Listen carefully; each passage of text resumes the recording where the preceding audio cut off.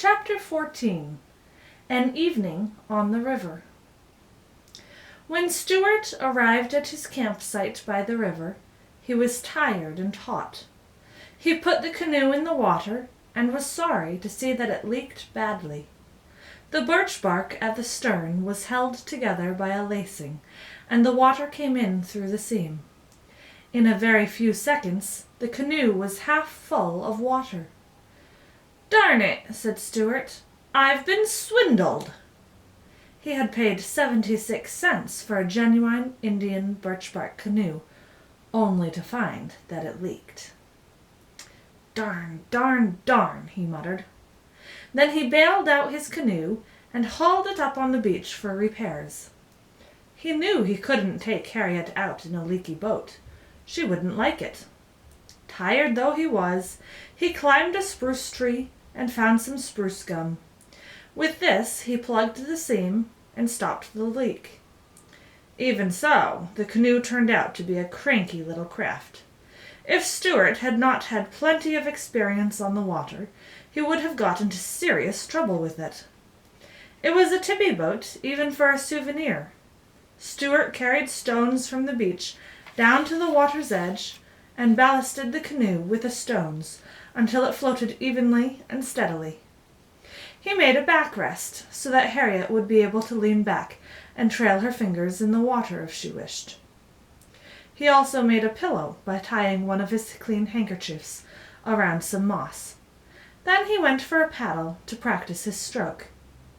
He was angry that he didn't have anything better than a paper spoon for a paddle, but he decided that there was nothing he could do about it.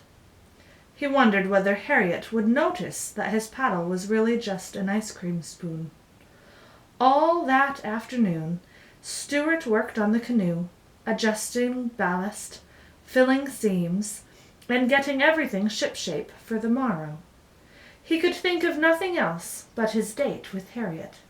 At supper time, he took his axe, felled a dandelion, opened a can of deviled ham, and had a light supper of ham and dandelion milk.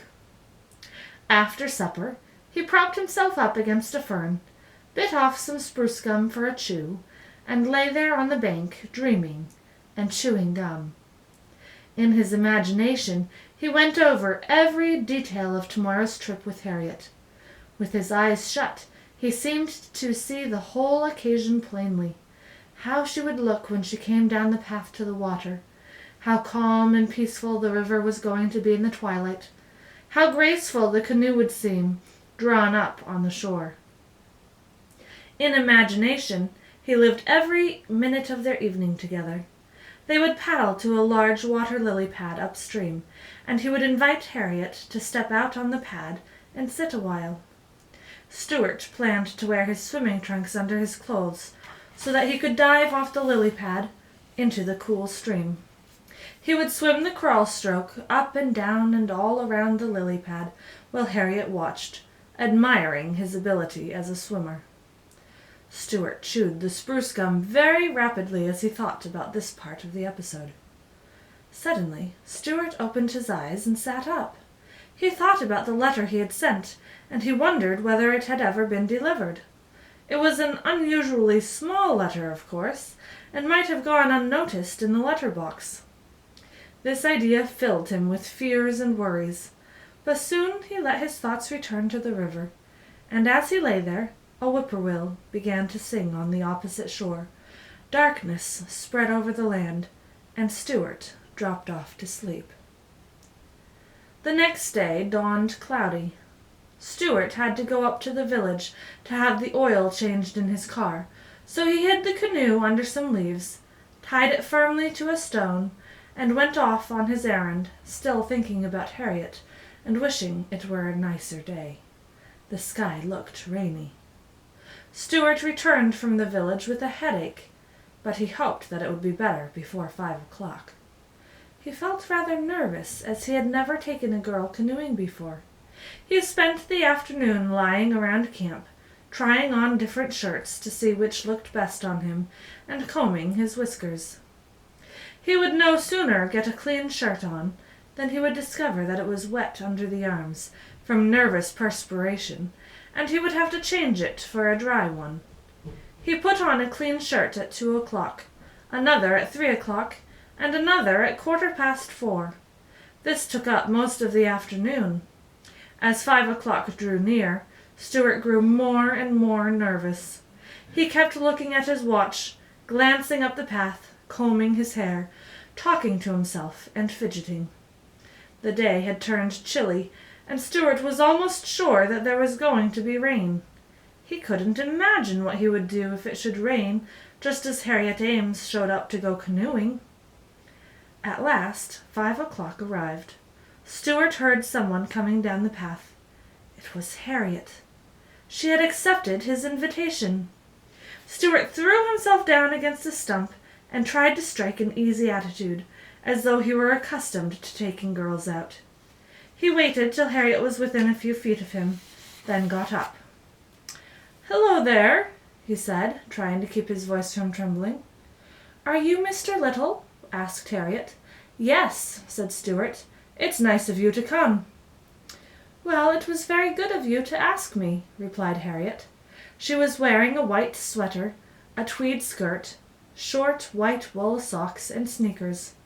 Her hair was tied with a bright-colored handkerchief, and Stuart noticed that she carried a box of peppermints in her hand. "Not at all. Glad to do it," said Stuart. "I only wish we had better weather. Looks rather sticky, don't you think?" Stuart was trying to make his voice sound as though he had an English accent. Harriet looked at the sky and nodded. "Oh, well," she said, "if it rains, it rains." "Sure," repeated Stuart. "If it rains, it rains. My canoe is a short distance up the shore. May I help you over the rough places in the path?" Stuart was a courteous mouse by nature, but Harriet said she didn't need any help. She was an active girl, and not at all inclined to stumble or fall. Stuart led the way to where he had hidden the canoe, and Harriet followed. But when they reached the spot, Stuart was horrified to discover that the canoe was not there. It had disappeared. Stuart's heart sank. He felt like crying. "The canoe is gone," he groaned. Then he began racing wildly up and down the bank, looking everywhere. Harriet joined in the search, and after a while they found the canoe, but it was a mess. Someone had been playing with it. A long piece of heavy string was tied to one end. The ballast rocks were gone. The pillow was gone. The backrest was gone. The spruce gum had come out of the seam. Mud was all over everything, and one of the paddles was all bent and twisted. It was just a mess. It looked just the way a birch bark canoe looks after some big boys are finished playing with it. Stuart was heartbroken. He did not know what to do. He sat down on a twig and buried his head in his hands. "Oh, gee," he kept saying. "Oh, gee whiz." "What's the trouble?" asked Harriet. "Miss Ames," said Stuart in a trembling voice, "I assure you I had everything beautifully arranged. Everything. And now look." Harriet was for fixing the canoe up and going out on the river anyway, but Stuart couldn't stand that idea. "It's no use," he said bitterly. "It wouldn't be the same." "The same as what?" asked Harriet. "The same as the way it was going to be when I was thinking about it yesterday. I'm afraid a woman can't understand these things. Look at that string. It's tied on so tight I could never get it off." "Well," suggested Harriet, "couldn't we just let it hang over in the water and trail along after us?" Stuart looked at her in despair. "Did you ever see an Indian paddling along some quiet, unspoiled river with a great big piece of rope dragging astern?" he asked. "We could pretend we were fishing," said Harriet, who didn't realize that some people are fussy about boats. "I don't want to pretend I'm fishing," cried Stuart desperately. "Besides, look at that mud! Look at it!" He was screaming now. Harriet sat down on the twig beside Stuart. She offered him a peppermint, but he shook his head. "Well," she said, "it's starting to rain. and I guess I'd better be running along if you are not going to take me paddling in your canoe. I don't see why you have to sit here and sulk. Would you like to come up to my house? After dinner you could take me to the dance at the country club. It might cheer you up." "No, thank you," replied Stuart. "I don't know how to dance.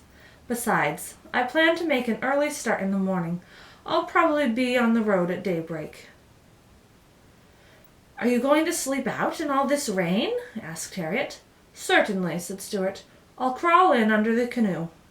Harriet shrugged her shoulders. "Well," she said, "goodbye, Mr. Little." "Goodbye, Miss Ames," said Stuart. "I am sorry our evening on the river had to end like this." "So am I," said Harriet, and she walked away along the wet path toward Tracy's Lane, leaving Stuart alone with his broken dreams and his damaged canoe.